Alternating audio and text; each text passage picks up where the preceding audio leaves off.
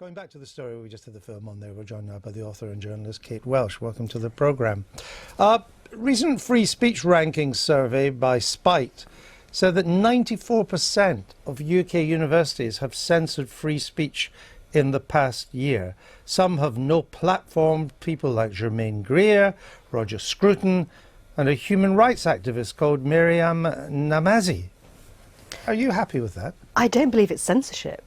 I believe that freedom of speech is also freedom to accept the consequences of that speech.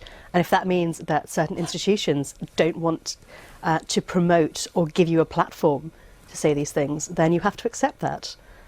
Really? Yes, I do. That's not curtailing freedom of speech? No, I don't think it is.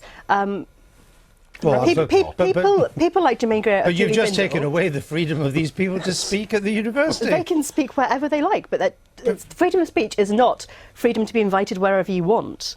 What's the point of a university if you don't allow a variety of views to be expressed? A variety of views, that's absolutely fine. Well, clearly not if you're Germaine Greer.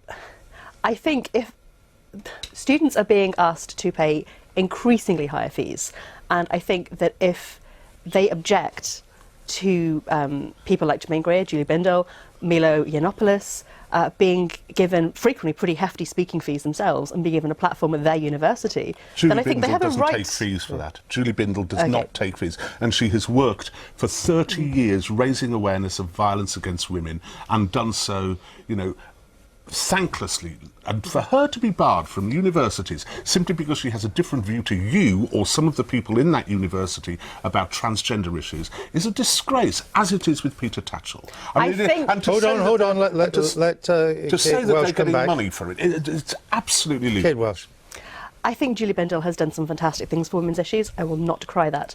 I do believe that she has frequently incited hatred against transgender people, and that puts... But she hasn't. She's defended transgendered people. I've heard her do it. She's done it to me. I've spoken to her about it. She's defended transgender people where all she does is cleave to the notion, which is actually a scientific fact, whether you like it or not, which is that someone who has transitioned from a man to a woman is still technically, essentially, if you wish to call it, essentially a man. The issue is not what is right or wrong here. The issue is, shouldn't you be able to hear the views on both sides of the argument? And you can't if you ban people. I mean, the Lincoln University, a student union, it banned the University Conservative Association from social media because the association had pointed out that the university had a low ranking when it came to free speech. I mean, this is getting ridiculous. I don't think that's on the same par as criticising who's being invited to speak at universities, or to say that a democratically elected student union preferring not to sell papers like the Daily Mail. But why would you do it at all?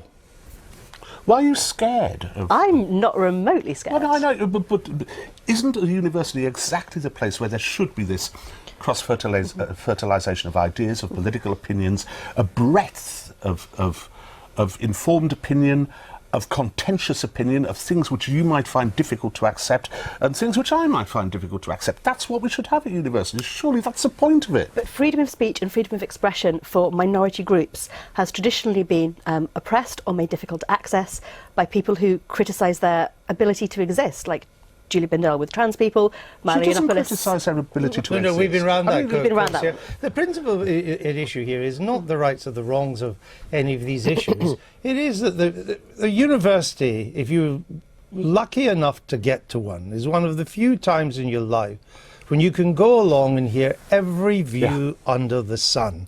But in fact, what is happening now is that views are being channeled into a very narrow tunnel.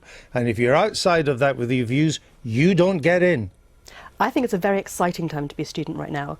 I graduated 10 years ago. We didn't. The progressive movement that's flowering now was really only in bud then. But I think students are turning around and saying no to bigotry and no to hate speech. Well, they can go along to meetings and say that. They're not. It's only a minority who are doing that. It's the minority in the students' unions who are doing that. And I speak as someone with a kid who's at university who says, actually, all this rubbish, this idiocy, this politically correct nonsense, has no purchase whatsoever amongst a wider student body.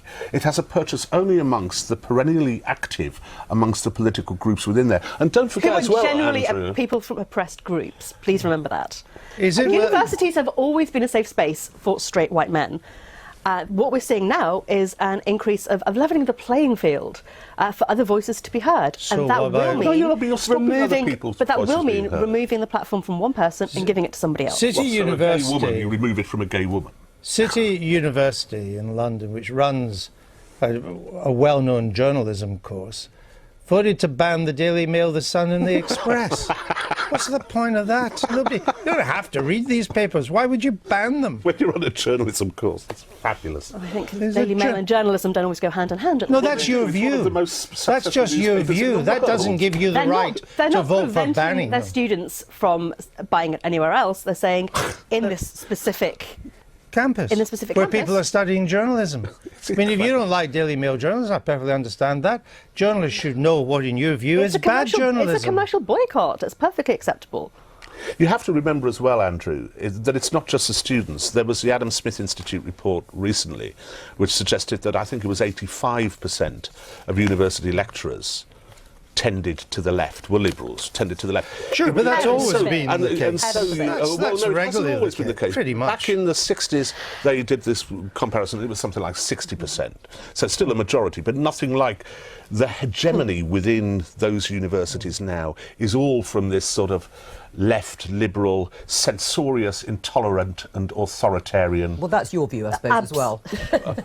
Well, yes, I just said it. Yeah, but I mean, in terms of viewpoints, Yes, that isn't yes. generally accepted by everyone, that is the view at universities. Right. Oh, well, Welsh, well, the thank left you. wing We view need is. to move on. Thank you very, Thank you very much. much. We will make America great again.